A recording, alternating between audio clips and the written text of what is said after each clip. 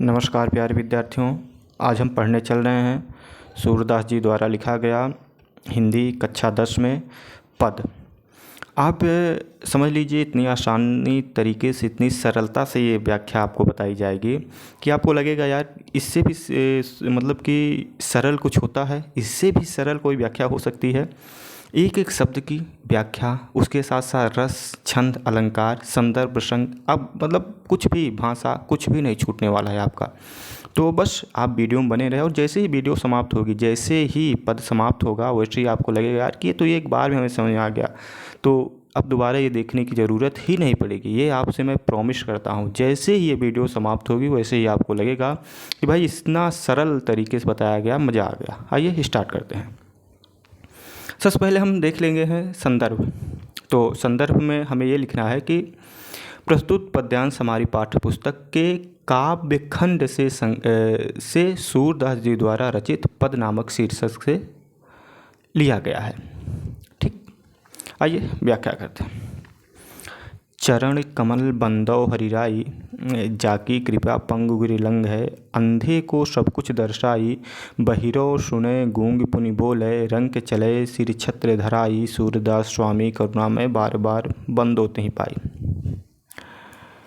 यहाँ पर सूरदास जी भगवान श्री कृष्ण की वंदना कर रहे हैं और अपने आराध्य की वंदना कर रहे हैं, कहते हुए कह रहे हैं कि चरण कमल बंदौ हरिराई। चरण कमल यानी कमल के समान कोमल चरण की, बंदो मतलब वंदना करता हूँ, पूजा करता हूँ। हरि मतलब भगवान विष्णु की, राई मतलब जो सर्वत्र है।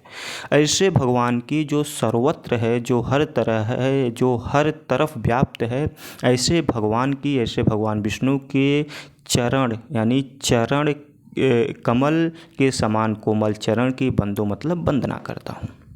देखिए, चरण कमल में आप यहाँ पे पूछता है कि कौन सा अलंकार किस में है, तो इसमें रूपक अलंकार है। बाकी मैं लास्ट में सब बता दूंगा।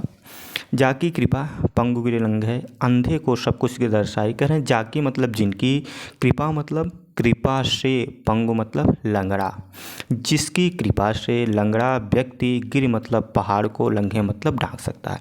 मतलब अगर भगवान, सूरदास जी कहना चाहते हैं कि अगर भगवान की कृपा किसी व्यक्ति पर हो तो वह व्यक्ति कुछ भी कर सकता है। अर्थात ऐसे भगवान की कृपा से, जाकी यानी जिनकी कृपा से, पंगु मतलब लंगड़ा व्यक्ति, गिर मतलब पहाड़ को, लंघे मतलब ढांक सकता है। अंधे को सब कुछ दर्शाई, अंधे व्यक्ति को सब कुछ दर्शाई मतलब दिखाई देने लगता है।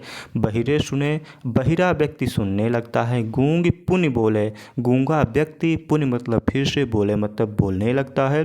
रंग चले सिर छत्र धराई, रंग मतलब गरीब, गरीब व्यक्ति, सिर मतलब अपने सिर पर, छत्र मतलब मुकुट मुकुट रखकर चले मतलब चलने लगता है। अर्थात गरीब व्यक्ति भी राजा की भांति अमीर हो जाता है। सूरदास स्वामी करुणा में बार बार बंदो तिहि पाई। सूरदास जी कहते हैं कि ऐसे करुणामय, ऐसे दयालु स्वामी अर्थात भगवान की मैं बार बार बंदो तिहि पाई, बार बार वंदना करता हूँ। एक बार फिर देख लीजिए, ताकि मैं कह रहा हूँ ना कि दोबारा देखने की ज़रूरत, दोबारा पढ़ने की ज़रूरत ना पड़े। चरण कमल बंदो हरि राय, मैं भगवान, हरि मतलब भगवान विष्णु, राय मतलब सर्वत्र, ऐसे भगवान की कमल रूपी चरण की वंदना करता हूँ जो सर्वत्र यानी जो हर तरफ फैले हुए हैं। जाकी कृपा, और जिनकी कृपा से, जिनकी कृपा से पंगु गिरि लंघे, पंगु मतलब लंगड़ा व्यक्ति, गिरि मतलब पहाड़ को, लंघे मतलब ढांक सकता है। अंधे को सब कुछ दर्शाई, अंधा व्यक्ति को सब कुछ दर्शाई मतलब दिखाई देने लगता है। बहिरो सुने, बहिरा व्यक्ति सुनने लगता है। गूंग पुनि बोले, और गूंगा व्यक्ति फिर से बोलने लगता है। रंग चले सिर छत्र धराई, रंग यानी गरीब व्यक्ति अपने सिर पर छत्र यानी मुकुट रख के चलने लगता है। अर्थात गरीब व्यक्ति भी क्या हो जाता है, अमीर हो जाता है। तो ऐसे करुणामय, ऐसे दयालु स्वामी अर्थात भगवान की मैं बार बार वंदना करता हूँ। ठीक, हाँ, यहाँ पे रस क्या है पूछता है, रस कौन सा है, तो रस यहाँ पे भक्ति है। छंद गेय पद है, भाषा ब्रज है, अलंकार रूपक है। चरण कमल में भी रूपक अलंकार है और ऐसे पद में भी रूपक अलंकार है पहले में। दूसरा, अभिगत गति कछु कहत नावे, ज्यों गूंगे मीठे फल को रस अंतर्गत ही भावे, परम स्वाद सबहि सुनिरंतर अमित तोष उपजावे। मन बानी को अगम अगोचर सो जाने जो पावे, रूप रेख गुण जात जुगत बिन निरालंब कित धावे। सब विधि अगम विचारी तात सूर्य सगुन पद गावे। अभिगत गति कछु कहत नावे। अब यहाँ पे सूरदास जी कह रहे हैं कि अभिगत मतलब होता है ब्रह्म, यानी परम ब्रह्म जो है ईश्वर आप कह लीजिए। तो ईश्वर की जो गति है, ईश्वर की जो चाल है, कछु कहत नावे, उसको कुछ कह नहीं आ रहा है, अर्थात उसकी व्याख्या करते नहीं बन रहा है, उसके बारे में बताते ही नहीं बन रहा है। यानी जो ईश्वर की चाल है, जो ईश्वर की गति है, उसको कुछ कहत नावे, उसकी कोई भी व्याख्या अर्थात कुछ उसके बारे में कुछ कह ही नहीं सकते।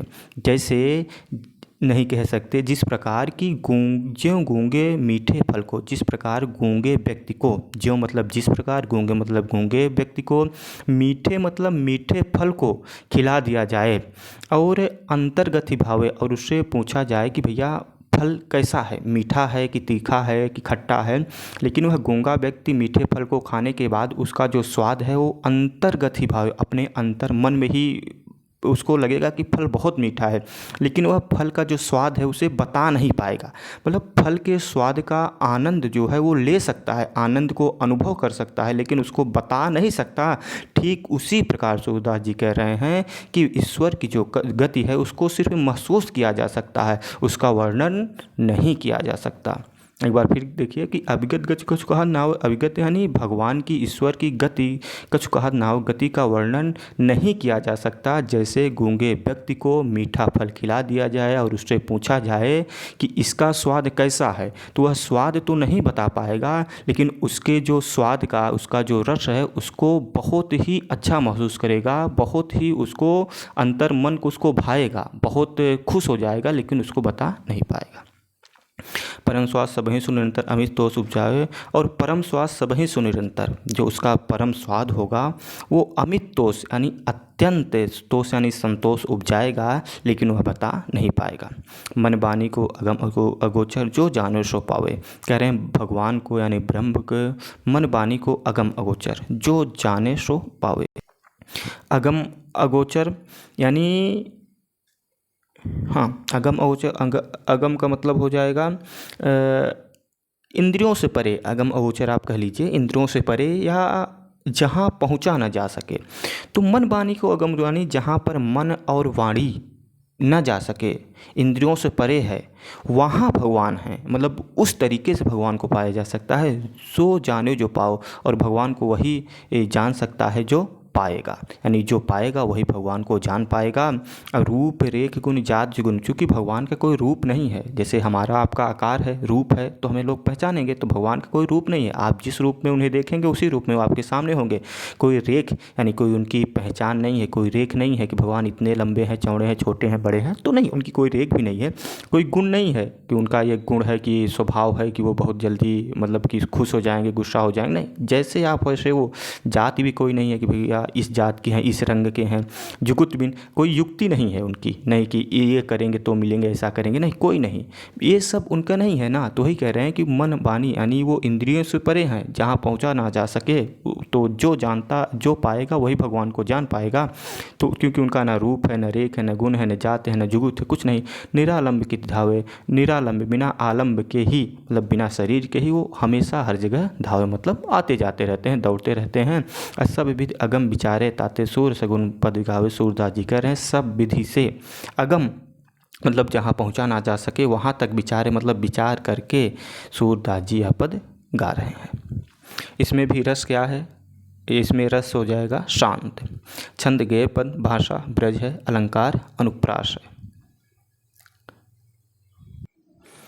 तीसरा, किलकत कान घुटुरोन आवत, मणिमय कनक नंद के आंगन बिंब पकड़े धावत।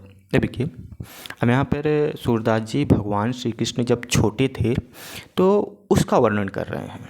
भगवान श्री कृष्ण छोटे थे तो क्या कर रहे थे, कैसे मतलब उनका जो होता था, खेलते कूदते थे, इस चीज़ का वर्णन यहाँ पे सूरदास जी कर रहे हैं। कह रहे हैं कि किलकत कान है, घुटुरन आवत।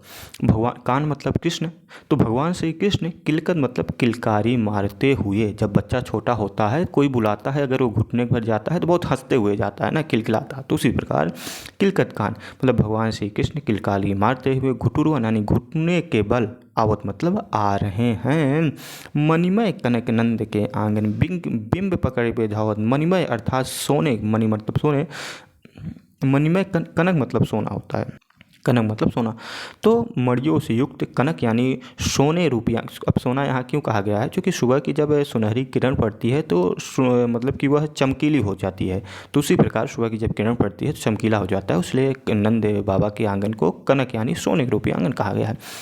तो नंद के आंगन यानी मणियों से युक्त कनक यानी सोने रूपी नंद के आंगन में बिंब पकड़ हुए धावत। बिंब यानी परछाई को पकड़ हुए मतलब पकड़ने के लिए, धावत मतलब दौड़ रहे हैं, अर्थात अपन सुबह की जब किरण पड़ती है उनकी परछाई पड़ती है, तो अपनी परछाई को ही भगवान श्री कृष्ण घुटुरुओं को बल किलकारी मारते हुए पकड़ने के लिए धावत मतलब दौड़ रहे हैं। कबहू निरख हरि आप छाह को, कबहू मतलब कभी, निरख मतलब देख करके, हरि मतलब भगवान श्री कृष्ण, आप मतलब अपनी छाह मतलब परछाई को, कबहू निरख कभी देख करके, हरि मतलब भगवान श्री कृष्ण, आप मतलब अपनी छाह मतलब परछाई को मतलब के को कर सो पकड़न चाहत। कर मतलब हाथ से, कर मतलब हाथ, सो मतलब से, पकड़ मतलब पकड़ना, चाहत मतलब चाहते हैं। कभी भगवान श्री कृष्ण अपनी परछाई को देखकर अपने ही हाथ से उसे पकड़ना चाहते हैं।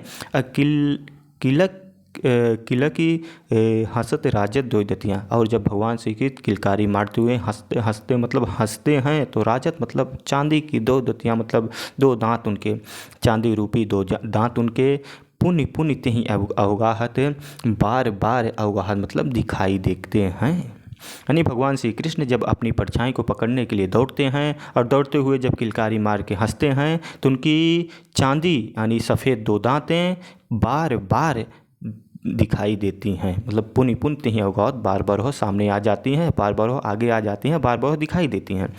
कनक भूमि पर कर पग छाया, यह उपमा एक राजत। कनक यानी सोने की भूमि पर, सोने रूपी भूमि पर, जमीन पर, धरती पर, कर पग, कर मतलब हाथ की, पग मतलब पैर की, भगवान श्री कृष्ण की हाथ और पैर की छाया, यह उपमा एक राजत, यह उपमा की तरह, राजत मतलब बहुत ही ज़्यादा सुशोभित हो रही थी, बहुत ही ज़्यादा अच्छी लग रही थी।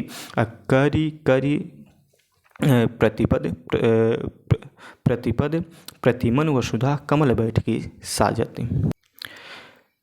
करी करी यानी प्रत्येक पद पर, प्रत्येक पद पर जब प्रतिपद पद पर जब भगवान श्री कृष्ण बैठते थे तो ऐसा प्रतीत होता था कि मानो प्रतिमन वसुधा, उसका मतलब धरती, कि मानो भगवान श्री कृष्ण ही धरती ही कमल बैठकी साजत, कमल की बैठकी पर बैठी हो, अर्थात कमल की बैठकी पर बैठी हो और वह बहुत ही साजत, बहुत ही सुशोभित, बहुत ही अच्छी लग रही हो। यानी जब भगवान श्री कृष्ण अपने हाथों और पैरों के बल बैठते थे तो ऐसा प्रतीत होता था जैसे कि पृथ्वी कमल की बैठकी साजत, पृथ्वी ही स्वयं कमल की बैठकी पर यानी कमल पे आके बैठ गई हो। बाल दशा सुख निरख जसोदा, बाल यानी भगवान श्री कृष्ण की बाल दशा को यानी निरख मतलब देख करके, सुख मतलब बड़ा, यशोदा मतलब माता यशोदा को बड़ा ही सुख मिलता था, बड़ा ही आनंद मिलता था।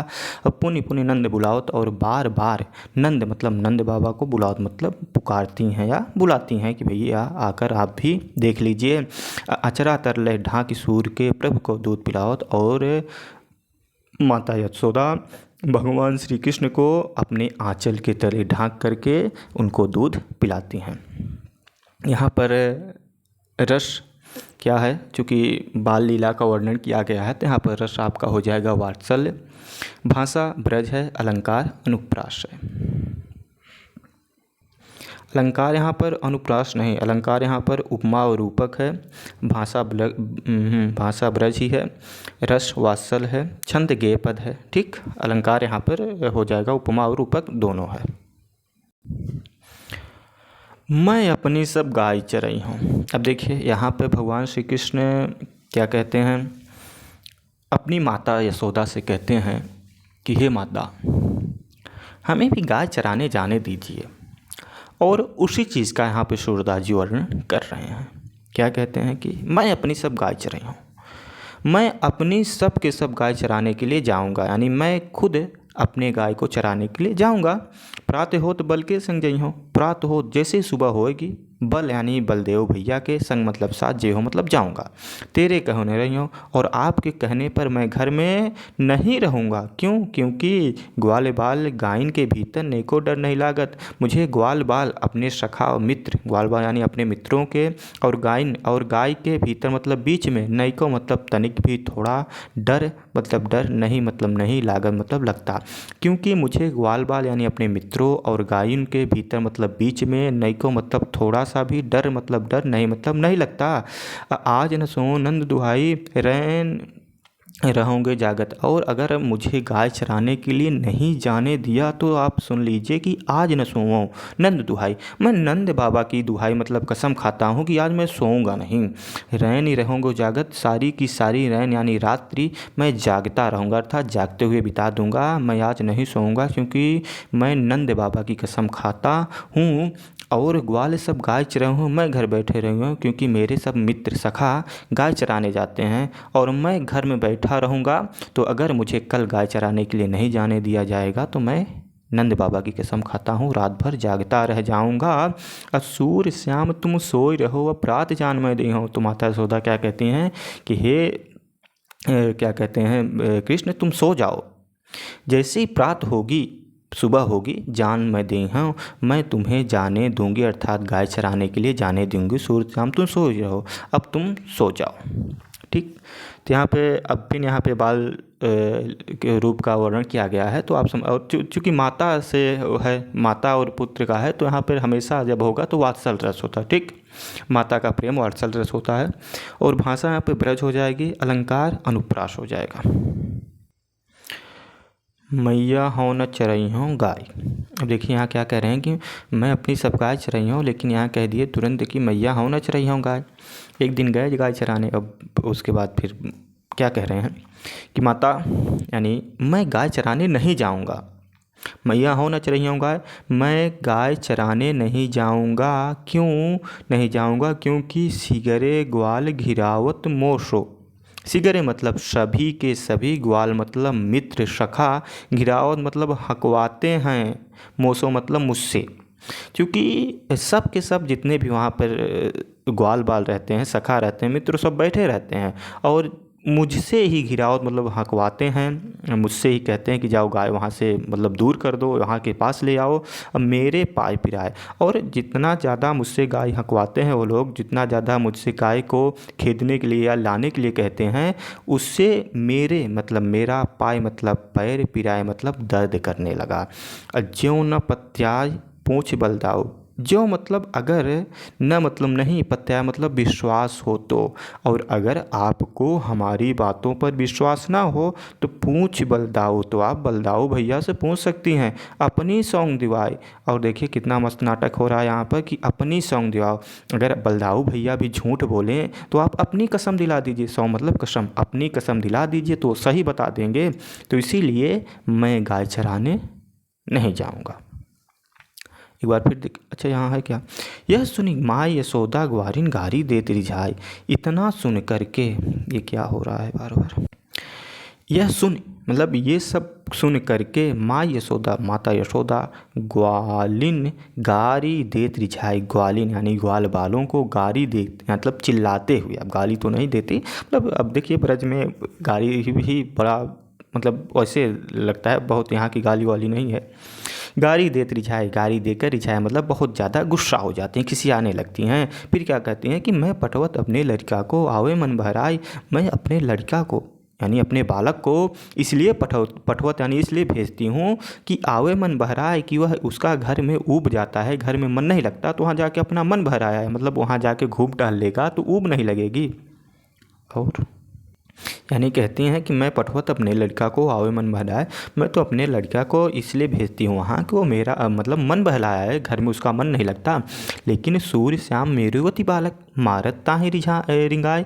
लेकिन सूर्य जी कह रहे हैं कि माता यशोदा कह रहे हैं कि मेरे अति बालक, मेरे अत्यंत कोमल सुकोमल बालक को मारत ताहि रिंगाए, मारते हैं और रिंगाते हैं, जिसके कारण उसका पैर दर्द करने लगता है। ठीक, तो ये मतलब माता यशोदा भी गुस्सा हो गई और फिर भगवान श्री कृष्ण की लीला है यहाँ पे, क्या ही कह सकते हैं। चलिए अलंकार देख लेते हैं।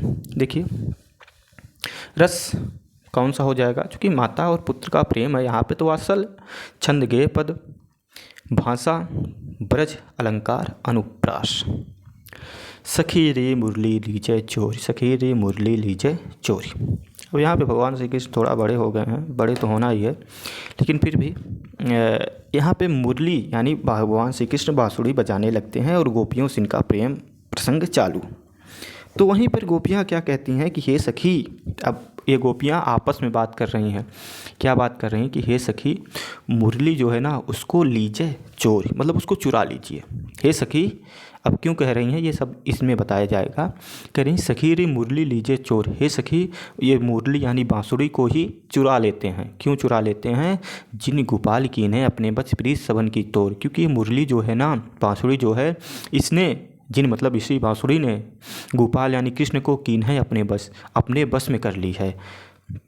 प्रीति सबन की तोड़, प्रीति मतलब प्रेम, सबन मतलब हम सब की तोड़ मतलब तोड़ करके, हम सब का प्रेम तोड़ करके, हम सब का जो मोह था, प्रेम था भगवान श्री कृष्ण से, वो तोड़ दिया।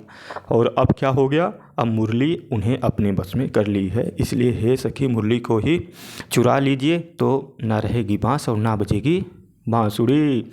छिन एक घर भीतर निस बासर धरत न कबहू छोड़ करें, छिन एक घर भीतर, एक क्षण के लिए भी घर भीतर, चाहे घर में रहें या घर के बाहर रहें, घर के अंदर रहें, निस बासर चाहे रात रहे चाहे दिन रहे, धरत न कबहू छोड़, वह मुरली को बांसुरी को कभी नहीं धरते, छोड़ मतलब अपने से अलग करके।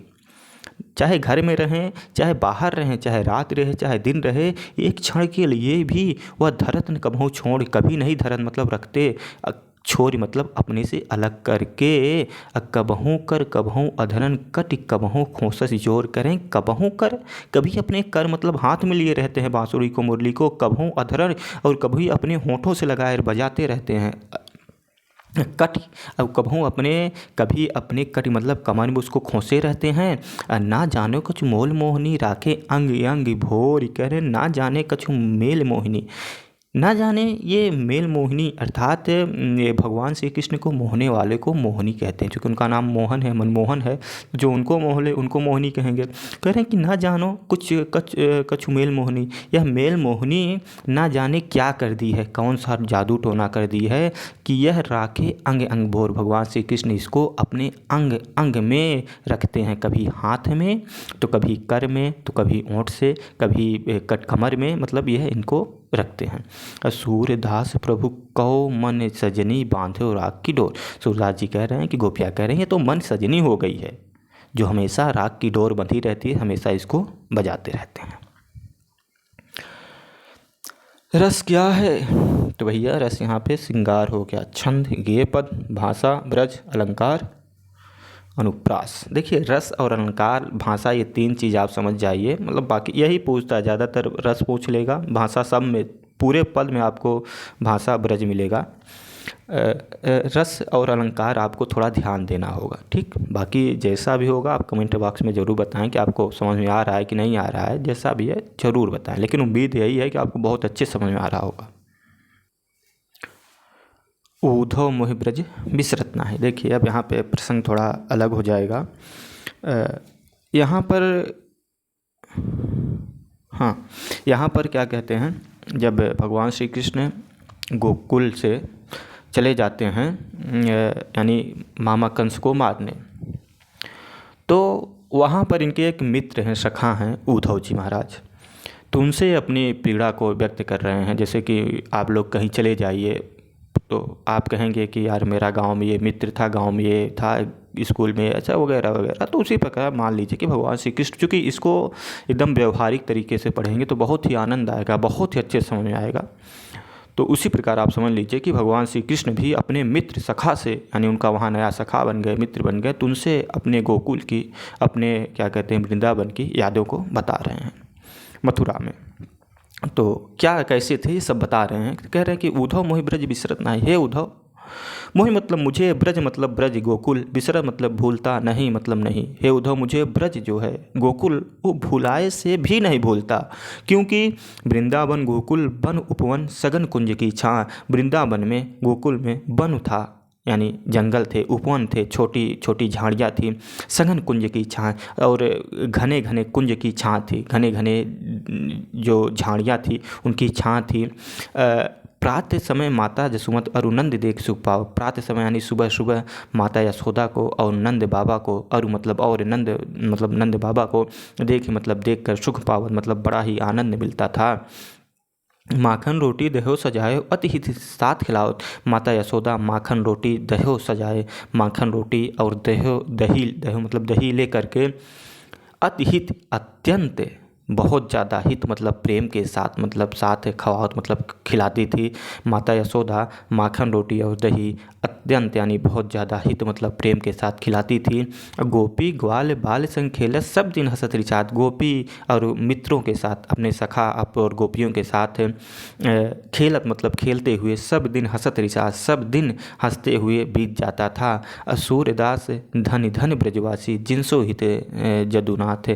सूर्यदास जी कह रहे हैं कि भगवान श्री कहते हैं कि धन है वो ब्रजवासी, यानी जिनसे भगवान का हित है, जिनसे भगवान का संबंध है, जिन्हें भगवान याद कर रहे हैं वो ब्रज के वासी धन हैं। यानी आपको भगवान श्री कृष्ण क्यों कह रहे हैं उद्धव से मुझे ब्रज नहीं भूलता, क्योंकि कह रहे हैं कि वृंदावन गोकुल वन उपवन यहाँ पर तो कुछ नहीं है, यहाँ पर बड़े बड़े महल हैं, यहाँ पे बड़े बड़े कमरे हैं, घर हैं, लेकिन जो वृंदावन था वहाँ पे वन था, जंगल था, वहाँ पर उपवन थे, छोटे मोटे झाड़ियाँ थी, उनकी जो छाँ थी। प्रातः समय माता यशोदा थी, नंद बाबा थे, जिन्हें देखकर बहुत ही अच्छा हमें लगता था, बहुत आनंद मिलता था। और माता यशोदा सुबह सुबह माखन रोटी और दही बहुत प्रेम के साथ खिलाती थी, जो कि यहाँ ऐसा कुछ भी नहीं है। गोपी ग्वाल बाल संग खेलत, वहाँ पर गोपियाँ थीं, ग्वाल बाल थे, हमारे सखा थे, मित्र थे, उनके साथ खेलते सोते पूरा दिन कब बीत जाता था इसका पता ही नहीं। और यहाँ पर ऐसा कुछ भी नहीं, इसलिए मुझे ब्रज नहीं भूल रहा है। आपको बहुत अच्छे से याद आ गया मतलब समझ में आ गया होगा। हाँ, यहाँ पर भी रस श्रृंगार है, छंद गेय पद, भाषा ब्रज, अलंकार अनुप्रास। उद्धव मन भय 10-20। अब यहाँ पर देखिए थोड़ा सा 1 मिनट आप सुन लीजिए तो आपको शायद समझ में आएगा बहुत अच्छे से, बाकी समझ में तो आना ही है, हम चाहते हैं कि आपको बहुत अच्छे से समझ में आ सके। यहाँ पर देखिए जब भगवान श्री कृष्ण उद्धव जी महाराज को कहते हैं कि हे उद्धव जाकर देखिए गोपियों को समझाइए, गोपियाँ भगवान श्री कृष्ण की प्रतीक्षा में थी, तो भगवान श्री कृष्ण के कहने पर उद्धव जी चल देते हैं गोपियों को समझाने। तो ये प्रसंग बड़ा लंबा है, आप आगे पढ़ेंगे, कक्षा 11 में 12 में पढ़ेंगे। तो उसमें में से एक लिया गया है कि गोपियाँ उद्धव को कह रही हैं, जब उद्धव जी कहते हैं कि आप दूसरे भगवान का आराधना करिए, कृष्ण को भूल जाइए, तो उसी में है कि गोपियाँ उद्धव से कहती हैं कि हे उद्धव मन न भय 10-20, हमारे मन 10-20 नहीं हैं, हमारे मन कितने हैं, सिर्फ एक हैं।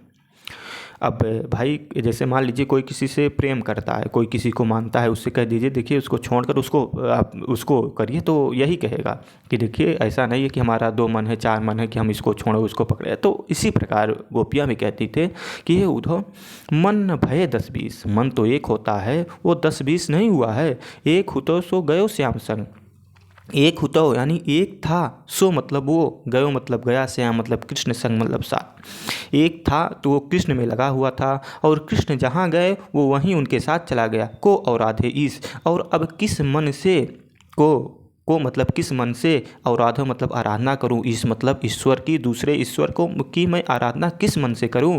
मन न भय 10-20, क्योंकि हम लोगों के मन 10-20 नहीं है, हमारे मन एक है, जो था वो कृष्ण के साथ चला गया। इंद्रिय शिथिल भई केशव बिन, इंद्रियां शिथिल हो गई हैं, काम करना बंद कर दी हैं केशव बिन अर्थात कृष्ण के बिना। जब तक कृष्ण थे तब तक हमारा इंद्रियां यानी हमारे नाक कान हाथ पैर मुंह अच्छे से चलते थे, लेकिन अब शिथिल हो गई, हमारा हाथ नहीं काम करता, हमारे शरीर हमारे कान से सुनाई नहीं देता कुछ, मतलब आँख से दिखाई नहीं देता। तो कह रहे हैं कि इंद्रियां हमारी शिथिल हो गई हैं, एकदम ठहर सी गई हैं, सिकुड़ सी गई हैं केशव बिन कृष्ण के बिना।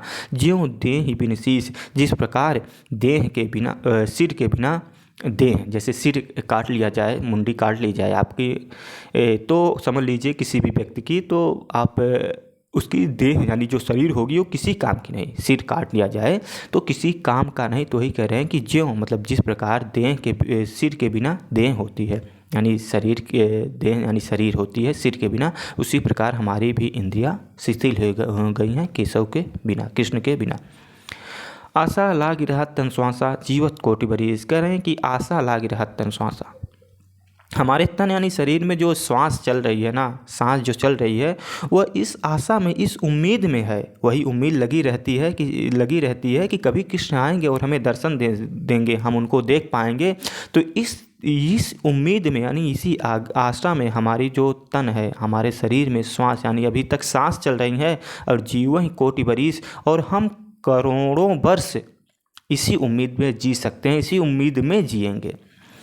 तुम तो सखा श्याम सुंदर के सकल जोग के ईश। हे उद्धव जी महाराज, आप तो सखा हैं, मित्र हैं श्याम सुंदर के, अर्थात कृष्ण के आप मित्र हैं, सकल जोग के ईश। आप संपूर्ण जोग के ईश हैं, संपूर्ण योग, जोग मतलब योग, आप योग विद्या के ईश हैं, ईश्वर हैं आप। मतलब कि आप सभी प्रकार के योग जानते हैं, उसमें मतलब कि आप पारंगत हैं। सूर्य हमारे नंद नंदन में और नहीं जगदीश। लेकिन हे उद्धव, हमारे तो नंद नंदन भी, हमारे तो सिर्फ एक हैं जो हैं कृष्ण हैं।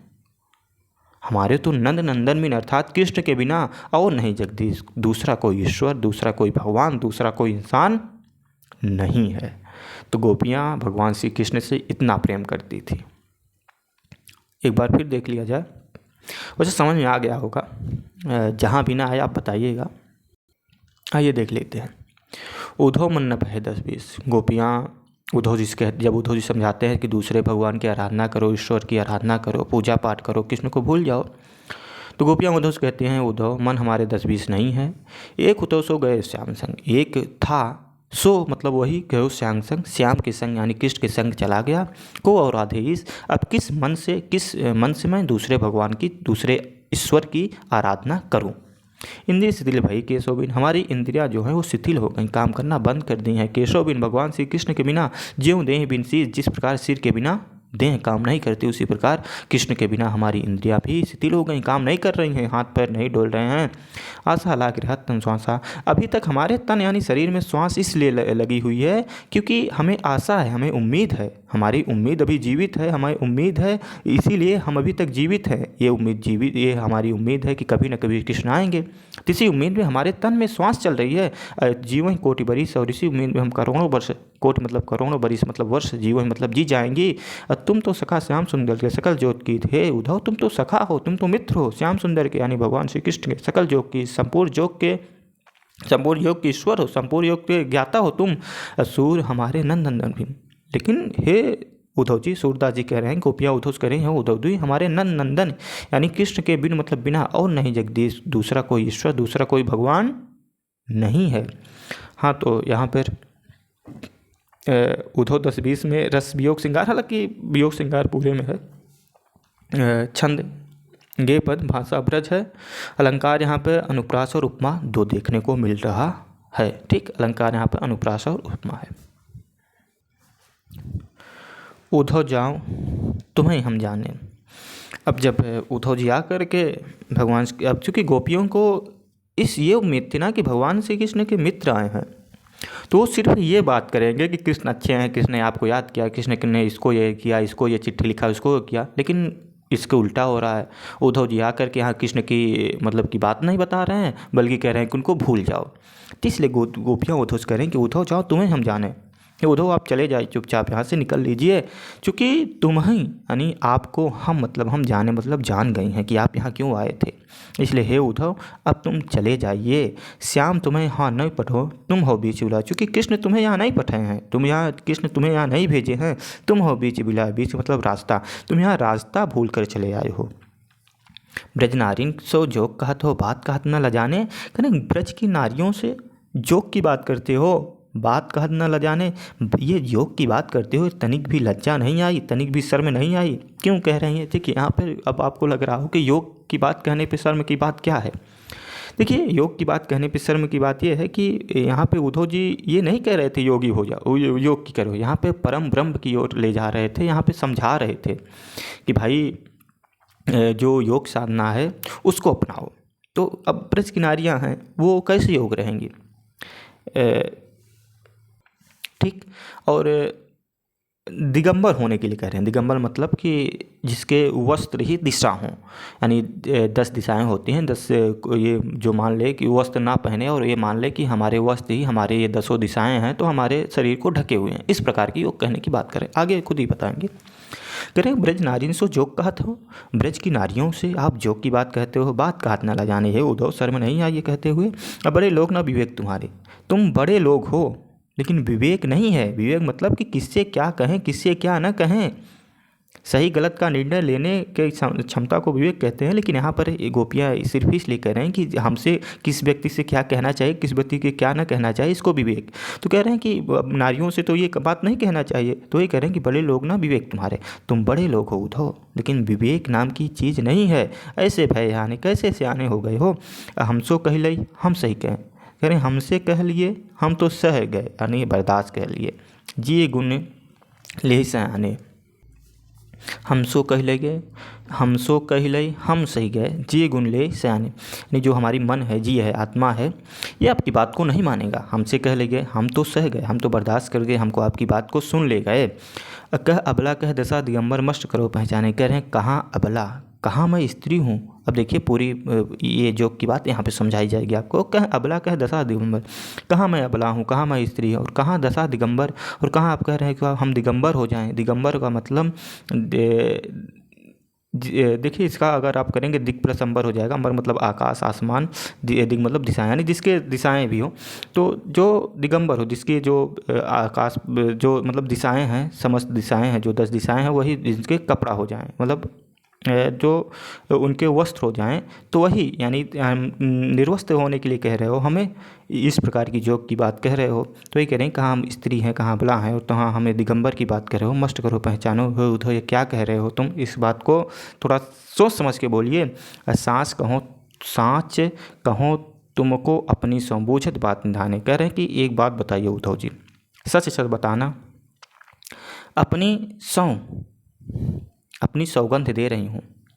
साच कहो तुमको अपनी सौ, हे उद्धव जी साच कहना, सच कहना, तुमको अपनी सौगंध दे रहा हूँ, बूझत बात नहीं जाने। जो मैं बात पूछ रही हूँ बात नहीं जाने, उसका निदान, उसका सवाल, उसका उत्तर सही सही दीजिएगा, झूठ ना बोलिएगा। यहाँ क्या कह रही हैं वो गोपियाँ उद्धव से कि सूर्य श्याम जब तुम ही पठाओ, यानी कृष्ण ने जब तुमको पठाया, तुमको भेजा यहाँ पर, तब नैको मुस्काने। तो तब नैको मतलब थोड़ा सा, मुस्काने मतलब मुस्कुराए थे। अर्थात जब यहाँ पे भेज रहे थे तुमको तो हम लोगों की चर्चा ज़रूर हुई होगी, तो क्या हम लोगों को याद करके कृष्ण थोड़ा सा भी मुस्कुराए थे? ये बात तुम सच सच बता दो, यहाँ पे थोड़ा सा भी झूठ मत बोलना, क्योंकि अपनी सौ मैं अपनी तुम्हें कसम देती हूँ। यहाँ पे उझो जाओ तुम्हें हम जाने रस श्रृंगार। देखिए रस श्रृंगार सभी में है। छंद गेय पद, भाषा ब्रज, अलंकार अनुप्रास। गुण क्या है? प्रसाद है। गुण से मतलब नहीं है।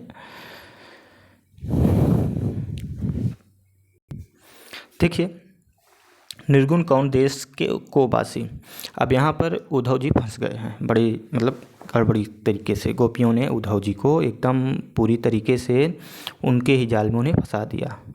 कह रहे हैं कि जिस ब्रह्म यानी जिस भगवान की आप हमें आराधना करने के लिए, भजने के लिए बता रहे हैं उद्धव जी, चलिए थोड़ा सा आपसे थोड़ा सवाल जवाब किया जाए कि निर्गुण कौन देश को वासी। वो निर्गुण यानी वो भगवान, वो ब्रह्म, कौन मतलब किस देश, मतलब देश, कौ मतलब का, वासी मतलब निवास करने वाला है, किस देश का रहने वाला है। चूँकि मेरा कृष्ण तो मेरे देश का है, तो जिस भगवान की आप बात कर रहे हैं वो किस देश का रहने वाला है। मधुकर कहीं समझाई सौंग दे। हे मधुकर यानी हे उद्धव जी, कहीं समझाई सौंग दे, यह समझा दीजिए, सौंग दे रही हूँ, कसम दे रही हूँ। बूझत साँच नहाजी, जो मैं पूछ रही हूँ, जो बूझत मतलब जो मैं पूछ रही हूँ, साँच साँच बचा दो, उसमें थोड़ा सा भी हंसिएगा नहीं।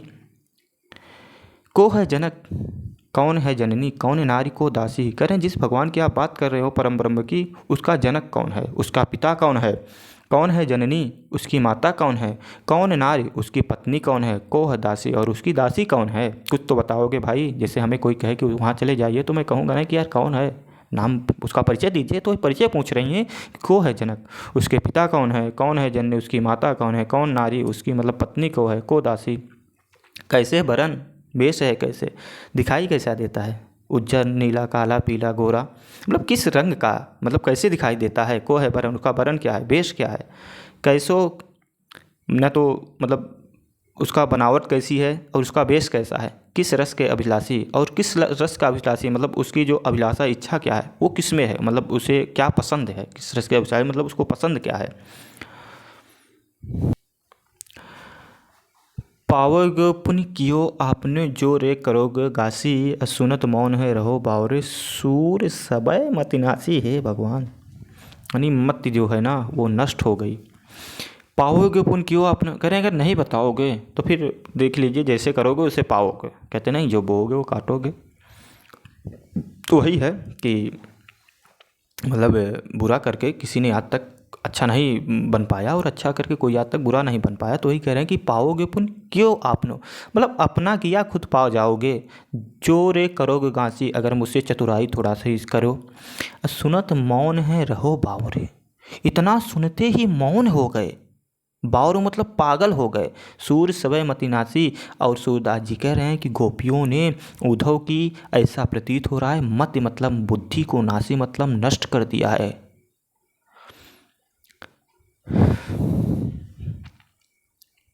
यहाँ पे हो जाएगा रस वियोग श्रृंगार। चूँकि क्या बात हो रही है यहाँ पे, बात इसलिए हो रही कि वियोग यानी दुख की बात हो रही, इसलिए रस यहाँ पे वियोग श्रृंगार।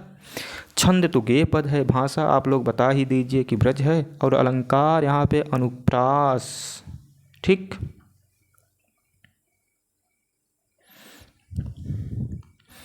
संदेशो देवकी सो कहियो। अब यहाँ पे माता यशोदा उद्धव जी से कह रही हैं कि देखिए उद्धव जी, थोड़ा सा हमारी कुछ बातें हैं जो कि आप देवकी से कह दीजिएगा। संदेशो देवकी सो कहियो कि हौ तो धाय तिहारे सुत की, मया करत ही रहियो, जत भी टेव तुम जानत उनकी, तो मोहि कही आवे। कह रहे हैं कि हे उद्धव जी, जो मैं कह रहा हूँ ना ये बात आप देवकी से ज़रूर कहिएगा।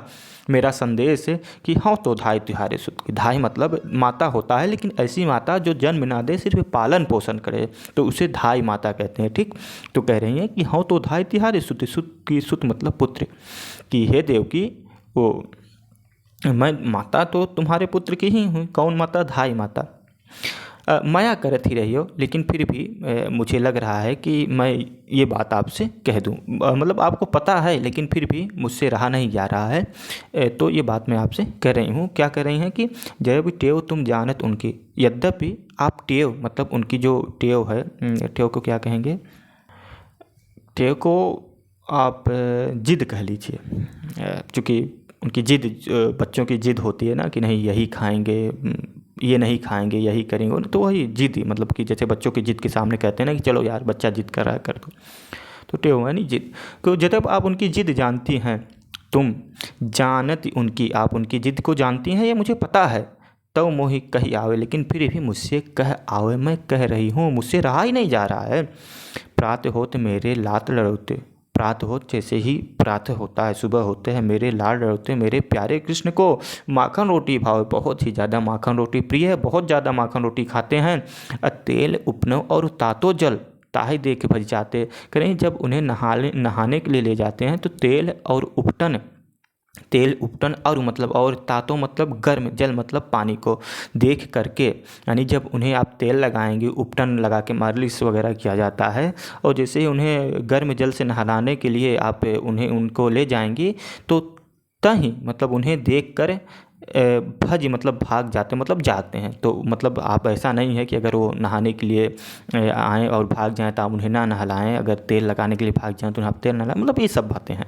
तो देख कर भाग जाते हैं। जो जो मांगा सो सो देती, कह रहे हैं कि जो जो मांगते हैं, जो जो उनकी इच्छा होती है, जो उन्हें खाने को होता है, जहाँ उन्हें टहलने का होता है, तो सो सो मैं करती हूँ। यानी जो जो मांगा सो सो देती, जो जो मांगते हैं सो सो मतलब वही वही मैं देती हूँ। क्रम कर कर नहाते, और क्रम क्रम करके यानी थोड़ा थोड़ा करके वह नहाते हैं।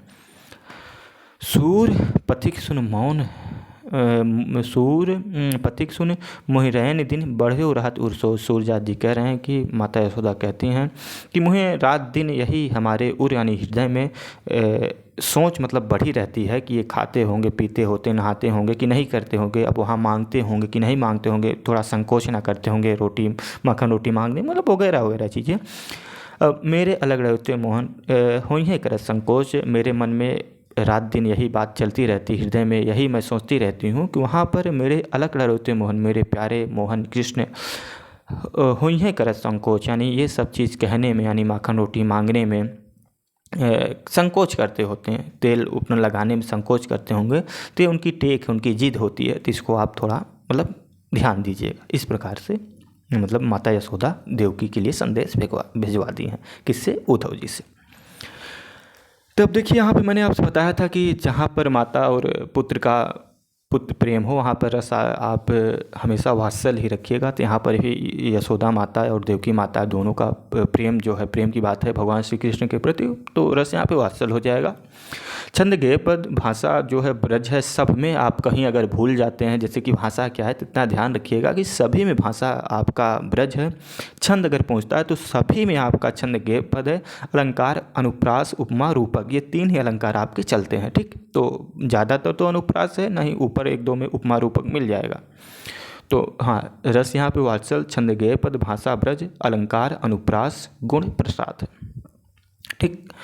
तो यहाँ पर आप लोग कैसा लगा वीडियो, एक बार आप लोग ज़रूर कमेंट करिए। और अगर आप लोगों को ये काम का हो मतलब, तो इसको आप बहुत ही ज़्यादा अधिक शेयर कर सकते हैं अपने मित्रों के साथ, दोस्तों के साथ। और लास्ट तक वीडियो देखने के लिए आपका बहुत बहुत धन्यवाद।